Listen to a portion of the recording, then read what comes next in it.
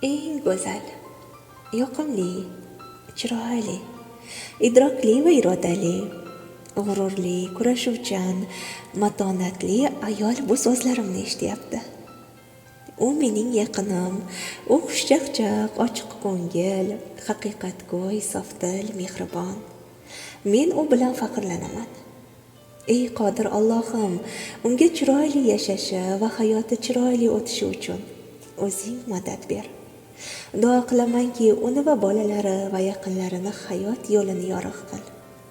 Kelayotgan Ramazonda tutgan ro'zalari, ibodatlarini to'liq ado etishi uchun unga kuch-quvvat bergin. Meni eshitayotgan go'zal va sohib jamol ayol, dunyodagi eng yaxshisiga, eng go'zaliga arziydigan, mehribonsiz. Sizni borligingiz uchun Allohdan minnatdorman. Boringizga shukr. Ushbu so'zlarni o'zingizga yaqin deb bilgan go'zal ayollarga jo'nating. Boringizga shukr. Ayol bor olam munavvar.